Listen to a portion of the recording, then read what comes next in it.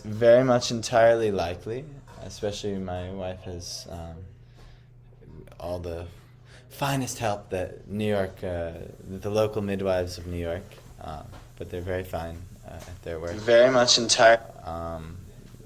So they're helping assist the entrance of our child into the world as we speak. It's happening right downstairs, so it's very nice. But apparently it's a very slow process, which I'm kind of relieved for because I didn't sleep at all. So actually, why I didn't answer your text is because I just took a little baby nap because yes, yes. Yes, well, I had a very early start. We found out that it was going to be time right as we were going to bed last night, and I got like maybe like 10 minutes of sleep last night, and then all of a sudden,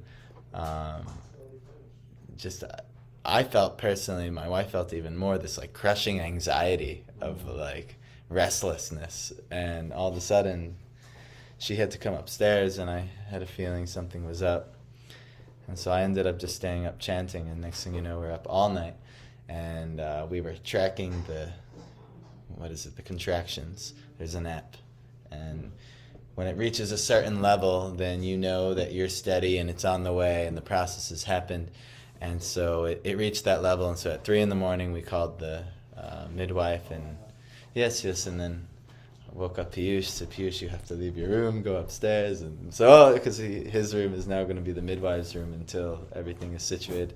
So anyway, we had a very interesting last night, but I'm really grateful that somehow or other morning program can go on as is, no problem. And she's totally not in need of me right now. I set up everything, like 3:30, 4 in the morning. I'm setting up the birth tub and, setting up the hose on the sink. We need all kinds of interesting tools. But we had the checklist. We did everything. But, yeah.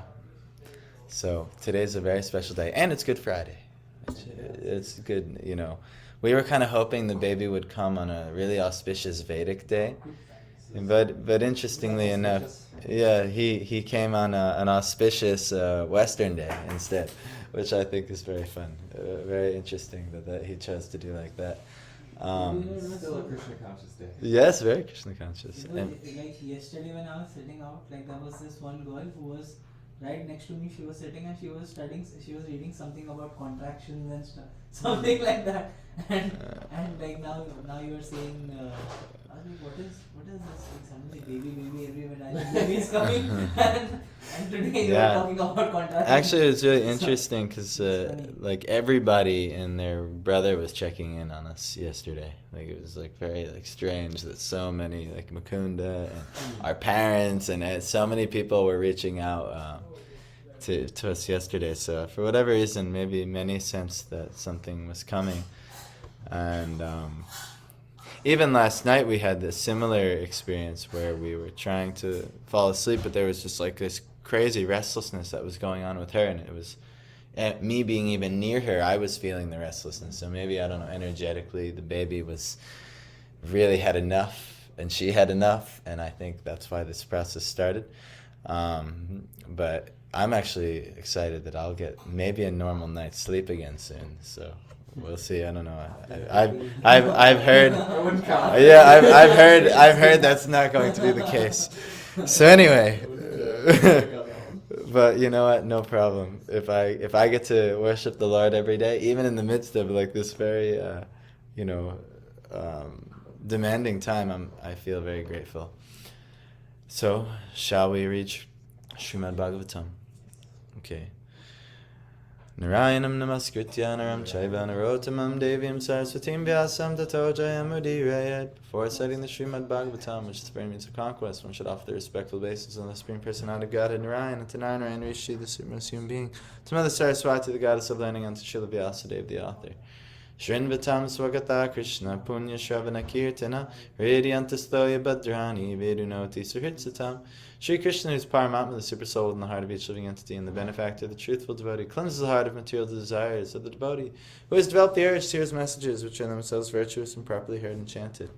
Nashtaprayeshva Bhadreshu Nityam Bhagavata Sevaya Bhagavatu Tamashloke Bhaktir Bhavati Naishtiki. By regular hearing of the Bhagavatam, by rendering service to the pure devotee, almost all that is troublesome to the heart is completely destroyed. Love of the Supreme Personality of Godhead, who is praised with transcendental songs, is established as an irrevocable fact. And before we begin,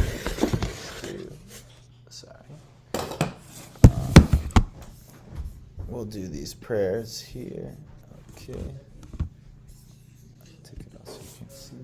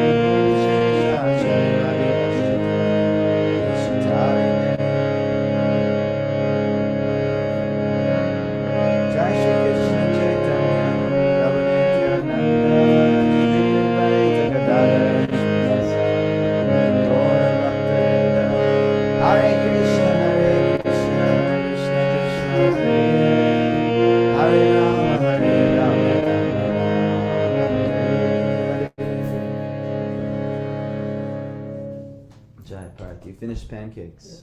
So that's very happy. I'm very happy because now for the next so many days I have to also be responsible for cooking for my wife and the baby, and they may need special items.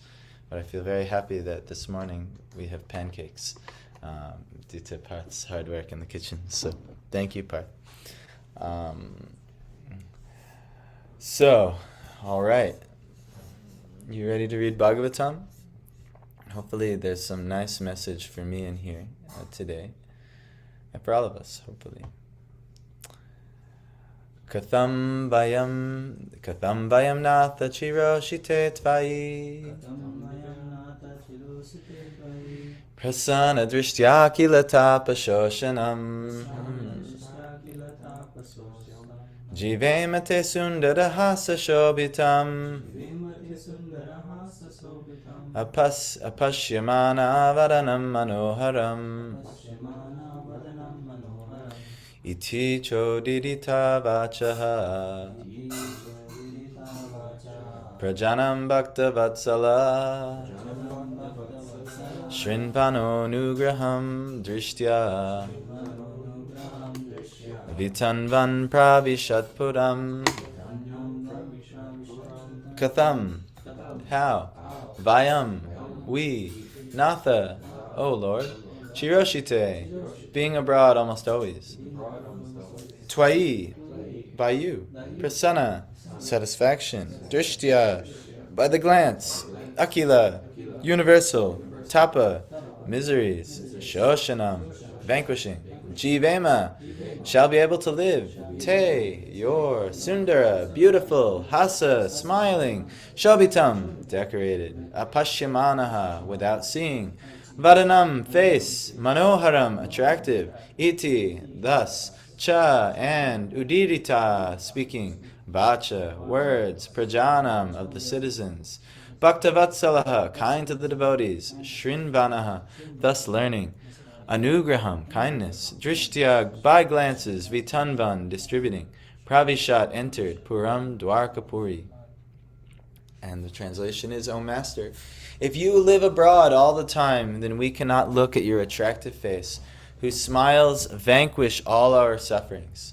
How can we exist without your presence? Upon hearing their speeches, the Lord, who is very kind to the citizens and the devotees, entered the city of Dwarka and acknowledged all their greetings by casting his transcendental glance over them. We were talking yesterday that the reference was Yugayitam Nimeshin Achakshusha Pravishayitam Shunyayitam Jagat Sarvam Govinda Virahename. And it's, oh Lord, your separation from you feels like 1,000 yugas. Yuga is a very long period of ages. Also, the last verse was talking about every moment of your absence seems like 1,000,000 years. And this is the great fortune of the devotees of the Lord, that when they actually get the personal association of God, which is so rare that one actually comes to that platform, then it's so intoxicating, so amazing, that nothing else seems to matter. And even in the absence, or the seeming absence of the Lord's presence, it'll feel like millions of years. So now they're kind of mentioning that if you're always away from us, we cannot look at your attractive face, and they're showing how eager they are to see him again. We are on the other part of the platform where we don't even necessarily want to look towards the Lord. We maybe in this life, for whatever reasons, by hook or by crook, the Lord has convinced us to look towards him. But that hasn't been our paradigm at all. We've been looking away from the Lord and looking towards material sense gratification, thinking with the illusion, thinking this can give me happiness. But they're not even close to being in the same league. One is like shards of glass, and one is like the most precious of jewels. So this is our position, where we're glass collectors, broken glass collectors. And, here we have an opportunity to seek the most precious and amazing of jewels. And we are not interested. But that's not at all the Dwarkavasis. They're so interested in receiving their precious jewels and seeing the Lord and associating with him. And so let's see what Prabhupada said. Lord Krishna's attraction is so powerful that once being attracted by him, one cannot tolerate separation from him. No. Yes. Why is this so? Because we are all eternally related with him, as the sun rays are eternally related with the sun disk. The sun rays are molecular parts of the solar radiation. Thus the sun rays and the sun cannot be separated. The separation by the cloud is temporary and artificial. And as soon as the cloud is cleared, the sun rays again display their natural effulgence in the presence of the sun. Similarly, the living entities, who are molecular parts of the whole spirit, are separated from the Lord by the artificial coverings of Maya, illusory energy. This illusory energy, or the curtain of Maya, has to be removed, and when it is so done, the living entity can see the Lord face to face, and all his miseries are at once removed. Every one of us wants to remove the miseries of life, but we do not know how to do it. The solution is given here, and it rests on us to assimilate it or not. So I don't know if you've ever seen this. Have you ever seen some sunbeams coming through cloud cover? And you can see the golden rays and all the little molecular particles shining through the clouds. But if the cloud is covering it, you still see light. Daylight is there, no doubt, but it's darker and it's not nearly as splendid and magnificent. So similarly, we are also little particles of the Lord. We are little parts and parcels. Jivara Swarupa Hoy, Krishnera Nitya Dasa. So the Jiva's constitutional position is an eternal servant of Krishna. Krishnera Tatastha Shakti. We are little, we are the marginal energy of the Lord. Beta Beta Prakasha, which is one with, yet different from him. Just like the little molecules of sunbeams. They're one with the sun, but they're also different. And when the cloud cover comes over the molecules of sunbeams, like right now, look at the sun coming through this window. Look how glorious and radiant it is. But when cloud cover is covering the sun, it's not nearly as splendid. So similarly, when we have the Lord His glance upon us, His association with us, we are radiating to the topmost splendor that we can exist in. But the soon as we get covered by Maya or get covered by the illusion of ultimately chasing that which does not exist in this world, we become dulled and far less interesting, far less magnificent, far less really useful. One thing, an analogy given to the jiva is like gems or like a diamond. If you look at a diamond, when does a diamond look the most beautiful? Or a gem, when is it shining and looking the most beautiful? Yeah, in the sun. It's splendor. It's magnifying the sun's splendor. But in a dark room, a gem or a diamond will feel no different than a pebble, maybe, like that. So this is kind of what we've done. We've put ourselves in a dark room. We've put ourselves in a situation where we're gems, but we're really no better than pebbles in our current situation. But in relation to the Lord, we can shine so magnificently. So Prabhupada's saying this is so natural for the living entity to, once it shines gloriously in association with the Lord, that it never wants to do anything else. So this is why, once you get a higher taste for Krishna consciousness, everything else you try to do in this world just might seem to suck. Yes, and I'm not the only one who's realized this, right? Yes. Why? Because you've experienced in a small glimpse what it's like to be your truly radiating self in relation to your truly radiating source. But for whatever reason, we have not done that for so long, and we've lived dulled and inauspicious, unglorious lives for many, many lifetimes. So let's see what themes come next here. Madhu Boja Dasharharha Kukurandaka Vrishnibi Atmatulya Baler Guptam Nager Bhogavatim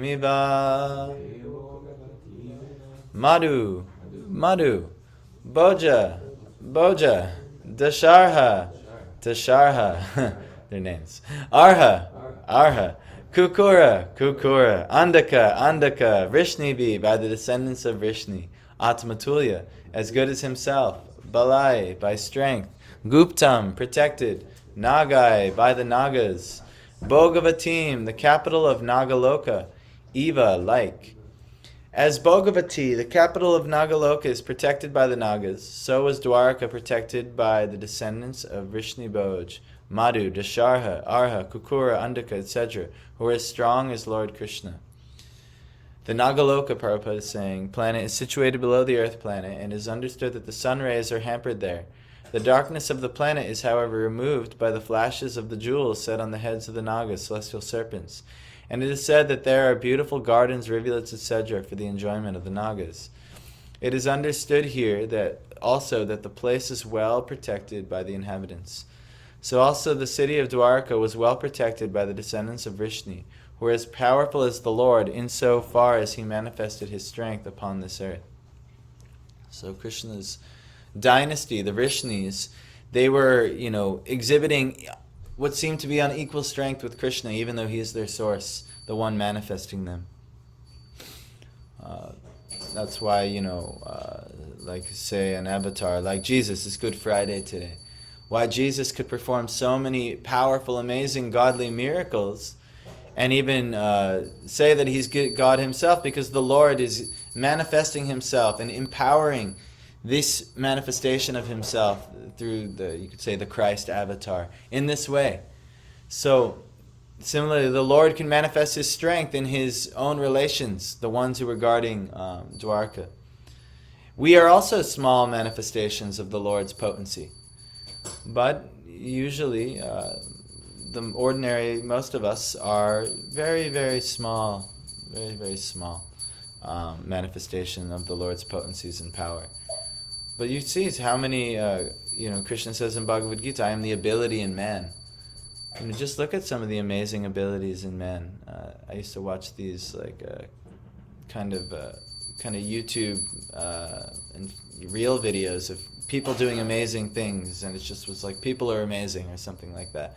And you have people jumping off buildings, doing crazy stuff, but it's amazing what they can do, and that's only a small piece of the Lord's magnificence. But even the abilities of mankind, like musicians and artists, and incredible things that people can do. Now the Lord can do all of those in full. So anyhow, let's continue. Sarvartu sarva vibhava Punya vriksha latashramai Udyano pavanaramer Vrita padmakara shriyam Sarva, all. Ritu, seasons. Sarva, all. Vibhava, opulences. Punya, pious. Vriksha, trees. Lata, creepers. Ashramai, with hermitages. Udyana, orchards. Upavana, flower gardens. Aramai, pleasure gardens and beautiful parks. Vrita, surrounded by Padma Akara, the birthplaces of lotuses or nice reservoirs of water. Shriyam, increasing the beauty. The city of Dwarkapuri was filled with the opulences of all seasons. There were hermitages, orchards, flower gardens, parks, and reservoirs of water breeding lotus flowers all over. Purport. Perfection of human civilization is made possible by utilizing the gifts of nature in their own way. As we find herewith in the descriptions of its opulence, Dwarka was surrounded by flower gardens and fruit orchards, along with reservoirs of water and growing lotuses. There is no mention of mills and factories supported by slaughterhouses, which are the necessary paraphernalia of the modern metropolis. The propensity to utilize nature's own gifts is still there, even in the heart of modern civilized man. The leaders of modern civilization select their own residential quarters in a place where there are such naturally beautiful gardens and reservoirs of water, but they leave the common men to reside in congested areas without parks and gardens. Herein, of course, we find a different description of the city of Dwarka. It is understood that the whole dham, or residential quarter, was surrounded by such gardens and parks with reservoirs of water where lotuses grew. It is understood that all the people depended on nature's gifts of fruits and flowers, without industrial enterprises promoting filthy huts and slums for residential quarters. If you go to India, you'll see this very prominently, where where the common folk are, can get very congested, and very like dirty, or not so ideal living situations are created. But of course, the rich never have these problems. They always have very fine arrangements. Here in the USA too, just go down to downtown Syracuse and see the lower income housing all across this country too. It's The easiest I've ever seen that was in Los Angeles. I've never been to Los You got, Angeles. like Skid Row, and then you got people driving $300,000 cars right next to it. It's crazy. Yeah, it's but what can be done? That's just the nature of the exploitive people of this age of Kali Yuga. But in Dwarka, it's not like that. Even the ordinary common folk, who are also not common, they're the top tier of living entities because they're a direct association of the Lord. But everything is marvelous and wonderful and beautiful, no matter where you are. So it is understood that all the people depended on nature's gifts of, I read that, promoting filthy huts and slums for residential quarters. Advancement of civilization is estimated not on the growth of mills and factories to deteriorate the finer instincts of the human being, but on developing the potent spiritual instincts of human beings and giving them a chance to go back to Godhead. Development of factories and mills is called ugra karma, or pungent activities, and such activities deteriorate the finer sentiments of the human being and society to form a dungeon of demons. So Prabhupada is blasting the Industrial Revolution here. He watched the Industrial Revolution really take place. He was born just before the real beginnings of the Industrial Revolution and saw how it came.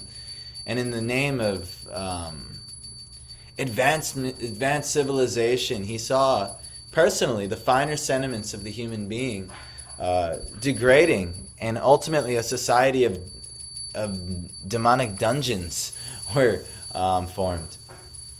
And I even worked in a devotee factory. But factory just life is hellish. It is hellish. Just go, go, go, go. No sun, no windows. Just produce, produce, produce, produce. It's ultimately, it's ugra karma, or these pungent activities.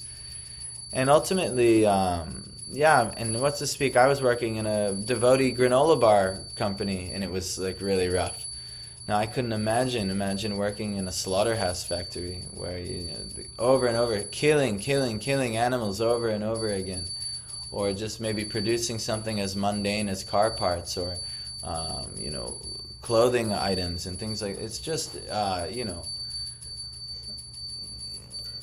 really all the finer sentiments of humanity are taken away, are stripped away in this type of environment, and. More and more, the working situations in all over the world, in countries and corporate culture, it's becoming more and more and more like this, stripping away the finer sentiments of the human being. So,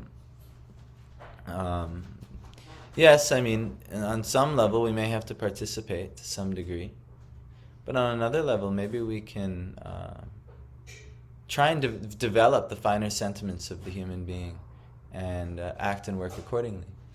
So that may develop over time, but this is maybe something to work towards. We find herein the mention of pious trees which produce seasonal flowers and fruits. The impious trees are useless jungles only, and they can only be used to supply fuels. In the modern civilization, such impious trees are planted on the sides of the roads. Human energy should be properly utilized in developing the finer senses for spiritual understanding, in which lies the solution of life. Fruits, flowers, beautiful gardens, parks and reservoirs of water with ducks and swans playing in the midst of lotus flowers, and cows giving sufficient milk and butter are essential for developing the finer tissues of the human body. As against this, the dungeons of mines, factories, and workshops develop demoniac propensities in the working class. The vested interests flourish at the cost of the working class, and consequently there are severe clashes between them in so many ways. The description of Dwarkadam is the ideal of human civilization. Prabhupada really, it was his last mission. He was on the way to where? He was on the way to Gitanagari to show how to produce the finer senses of life, and how to utilize all of the gifts and resources of the earth to properly live and survive, but to do so for ultimately cultivating spiritual understanding, which require the finer senses of the human mind and intellect. But that has been lost for pretty much a certain class exploiting the masses. And then the masses are, just working and using all of their sensory faculty to just help them produce, so that they can live privileged lives, while the rest of us, are trying to pick up scraps on the ground, trying to survive. So this is Kali Yuga. I don't know if you remember or if you heard about what happened at the pond in Manlius. No, I've never heard about what happened at the But pond. just reading that, so in Manlius, we have, there's a park with flowers and beautiful gardens and reservoirs and ducks and swans. And in Kali Yuga, there was an instance where somebody decided, oh, I'm going to kill and eat one of these swans Oh in my a public God. park. And I'm like, yeah, that's definitely a Kali Yuga activity. Yeah, This is what we do when we're given these things to some extent. yeah, that's horrifying actually. That's wild. But yeah, even when we get nice things, would you ever, hear that joke, or did you ever, parents ever tell you, if you get like a nice thing and then you misuse it and you break it, this is why we can't have nice things, So in Kali Yuga, this is why we can't have nice things, because we abuse it, we exploit it, and ultimately, Even if you have a beautiful place with swans and things like that, someone's like, I'll murder this thing, and, you know. But what can be done? But yeah, this is why we can't have nice things in Kali Yuga, because we're not capable. So let's do at least one more verse. Pierce, thanks for joining this morning. I'm surprised to be joining this morning. I wasn't expecting Yes, you thought, I'll sleep right through the Sunday, no problem. I don't know what's happening right now. No problem, I'll explain. Gopura dvara margeshu Krita kotu katoranam Chitra dvaja patakagre Anta pratihata tapam Gopura, the gateway of the city. Dwara, door. Margeshu, on different roads. Krita, undertaken. Kotuka, because of the festival. Toranam, decorated arch. Chitra, painted. Dwaja, flags. Pataka agrai, by the foremost signs. Anta, within. Pratihata, checked. Tapam, sunshine. The city gateway, the household doors, and festooned arches. Festooned are like flagged. Festooned arches along the roads were all nicely decorated with festive signs like plantain trees and mango leaves, all to welcome the Lord. Flags, garlands, and painted signs and slogans, all combined to shade the sunshine. Also, there was a point I didn't really further break down, but it was talking about the pious trees and the impious trees in the last verse. And then ultimately there's ourselves. We could be pious living entities, or we could be impious. And you can see what a pious tree does is it releases sweet, delicious fruits. And often, like, for instance, like a banana tree gives nice fruits. Its leaves can be used for so many things, plates, cups, accessories, things like that. It offers back to others. Whereas you see the pious living entities, they're also like that. They're the fruits of their life, the fruits of their activities are to give back to others in some way, shape, or form. But the impious living entities, their lives are not, they're not so much doing welfare to anyone other than maybe the attempt at themselves. So that was, I thought that was interesting, and I was reminded of it when I was talking about all the nice things like plantain trees and mango leaves and things like that. But anyhow, be like a mango tree instead of, I don't want to say a neem tree, because neem trees are also, very useful, but there are less, Crab apples. Yeah, a crabapple tree, which doesn't really give much good fruit. So anyhow, signs of decoration and special festivals were also collected from the gifts of nature, such as the plantain trees, the mango trees, fruits and flowers. Mango trees, coconut palms, and plantain trees are still accepted as auspicious signs. The flags mentioned above were all painted with the picture of either Garuda or Hanuman, the two great servitors of the Lord. For devotees, such paintings and decorations are still adored, and the servitor of the Master is paid more respects for the satisfaction of the Lord. So this is actually a really nice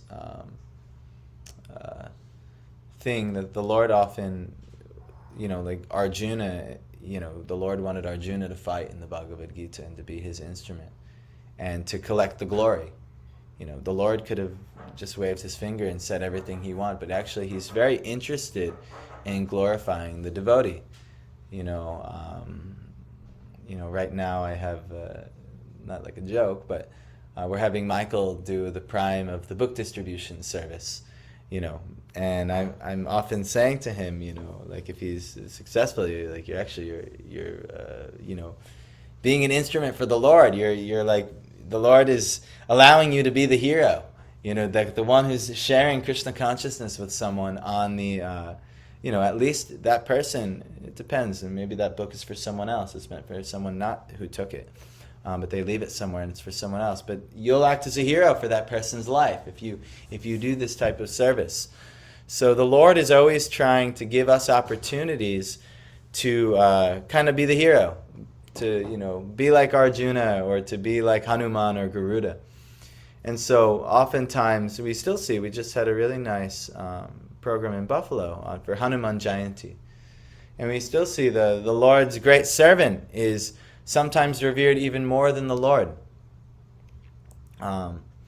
So, not to say we're on that level, but this also, look how enthusiastically we're saying, Jaya Jaya Prabhupada, Prabhupada, Prabhupada. In one sense, we're like, well, the Lord empowered him. The Lord has arranged all of these things. This is all coming from the Lord. But ultimately, who gets the credit, who gets the glory, is the devotee of the Lord. So we sing Jaya Jaya Prabhupada, Prabhupada, like this. So the Lord wants to give everyone the opportunity to be splendorous, be their jewel-like self, and even receive praise and credit and worship to a certain degree. But everything in relation to Him. This is why Garuda and Hanuman are revered, and why all of the flags were painted with their pictures. Because of their ultimate service, Garuda to Vishnu and Hanuman to Ram. Should we do one more? Let's do one more, and then I have to probably check on the activities of downstairs.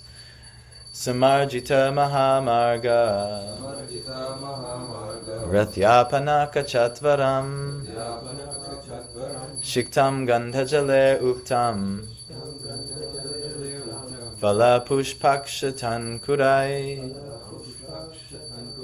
Samarjita, thoroughly cleansed. Mahamarga, highways. Rathya, lanes and subways. Apanaka, shopping marketplaces. Chatvaram, public meeting places. Shiktam, moistened with. Gandha Jalai, scented water. Uktam, was strewn with.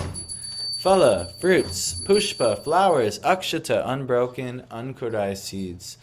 The highways, subways, lanes, markets, and public meeting places were all thoroughly cleansed and then moistened with scented water. And to welcome the Lord, fruits, flowers, and unbroken seeds were strewn everywhere. Purport. Scented water is prepared by distilling flowers like rose and kiora were requisitioned. Requisition? What's that? I have to Google that, what that means. Requisition. An official order laying claim to the use of property or materials. So Rose and Kiora were requisitioned, they put an order, make sure the Lord has come. We're going to wet the roads, streets, and lanes with the finest scents and the finest ingredients. Making it the property of Lord. Yes. So like this. And of Dwarkadam. Such places, along with the marketplace and public meeting places, were thoroughly cleansed. From the above description, it appears that the city of Dwarkadam was considerably big, containing many highways, streets, and public meeting places with parks, gardens, and reservoirs of water, all very nicely decorated with flowers and fruits. And to welcome the Lord, such flowers and fruits with unbroken seeds of grain were also strewn over the public places. Unbroken seeds of grain or fruits in the seedling stage were considered auspicious, and they are still so used by the Hindus in general on festival days. You see this if you have like a festival, like at our wedding we had rice was tossed upon us as we were leaving kind of the ceremony. So you see this in many, every Vedic sacrifice I've ever gone to, barley and black sesame seeds and rice grains and things like this. You throw them into the fire. So this is the ancient culture. I'm not so familiar necessarily as to why they're so auspicious, but they've always been considered auspicious. So, you see how the Lord has returned and they were having like festivals. And actually it's very important to note why we celebrate so many festivals like Ram Navami and Janmashtami. The next one coming up is Narasimha Chaturdasi, May 11th. Why? Because this is the appearance of the Lord, the entrance of the Lord. We should celebrate. The Ratha Yatra is that exact thing. It's the entrance of the Lord back to Vrindavan from Dwarkadam. And it's celebrated all over the world. And actually Srila Prabhupada had It started in Puri for many thousands of years, but Srila Prabhupada, due to his glory, now that festival is happening all over the world. In every major city all over the world. And many even non-major cities, and now it's happening. So this is our... we should celebrate the Lord's appearance. We should celebrate the Lord entering our lives. Every day we should welcome the Lord. That's why, Prabhupada recommended having a Mangal Arti. I don't know if you... Mangal is like auspicious, the auspicious Arti. We have our Mangal Arti, but oftentimes our Mangal Arti dips to the less Mangal time of the day. The Mangal Arati should be done in Brahma Muhurta. Brahma Muhurta is an hour and 36 minutes. Between an hour and 36 to sunrise before the sun rises. But especially from an hour and 36 minutes to 48 minutes before the sunrise is the Brahma Muhurta, the very auspicious, the Mangal Arati time. So it's recommended we do like that, but it's exceedingly difficult to get everyone Mangal, it's hard, and even for our own lives, just to be able to be present in that Mangal time, it can be difficult. I mean, today I'm like feeling very very disoriented being up all night and things like that, so it really depends on what's going on in your life around you, but the ideal is that we welcome, let the Lord enter for the day. We celebrate the Lord's appearance every day, and we wake the Lord. There's all, Michael is now getting a little versed with some of the deity worship, but even we had Rishi doing it, and we have Parth doing, to some degree, learning how to wake the Lord and invite the Lord's presence here today, and be so blessed that we can be seen by the Lord at the auspicious time of the day. So it is recommended. Maybe, I don't know if you guys need an incentive to get up even a little earlier. And now the Mangal time just keeps going earlier and earlier and earlier. So I think the Mangal Arati at the height of summer, it will start at the Mangal time will actually start at 3 something in the morning. At 3:50 or 3:55 in the morning. That's when the Mangal actually starts. That's going to be even... And the Sunday will start at 5. Yes, and the Sandhya will start at 5. But the Sandhya actually is just marking the end of the Mangal time. What really the Mangal time is that Brahma Muhurta, that time before. So anyhow, but these things are considered very auspicious. So anyhow, I think we'll end here because I should check. Just an update, Piyush, you weren't here, but she's in labor, but it's going for first pregnancy. It'll take some time, up to 24 hours even. So we actually weren't ready for that. We thought, okay, she'll be here, they'll be here, but all of the midwives are here. One is sleeping in your room as we speak, and one of the doulas is giving my wife all kinds of nice massages and positions and trying to let my wife get some rest because she also, like me, didn't sleep at all last night.